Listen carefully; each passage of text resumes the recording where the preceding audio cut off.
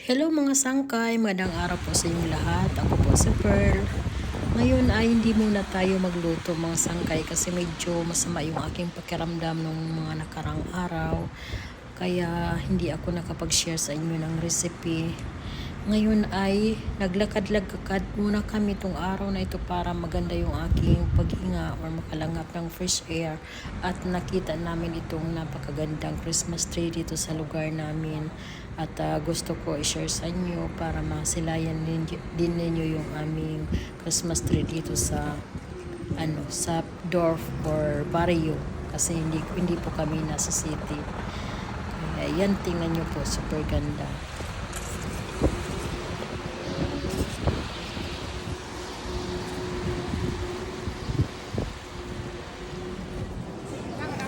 Pagkatapos namin maglakad at pumunta kami dito sa shopping center para bumili ng mga kulang na ingredients na kakailanganin namin sa Pasko. At nag-ikot-ikot muna kami ng asawa ko at para makita yung mga palamuti dito sa shopping center na ito. Super ganda. Dahil konti lang naman yung aming bibilhin at nagmamadali din kami dahil ang sama ng panahon ngayon, sobrang ulan at makidlat. Kaya sabi ko huwag tayong magtagal at pagkatapos namin maglakad ay manood or tumingin ng mga decors, Christmas decors at mamili ay siguro mga 30 minutes lang nakauwi na kami. So yan po mga sangkay, super ganda.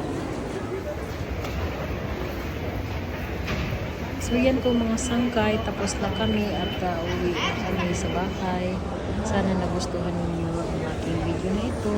Sa mga hindi pa nakakapag-subscribe ng aking YouTube channel, please subscribe, like, and share. Maraming salamat po sa panunood.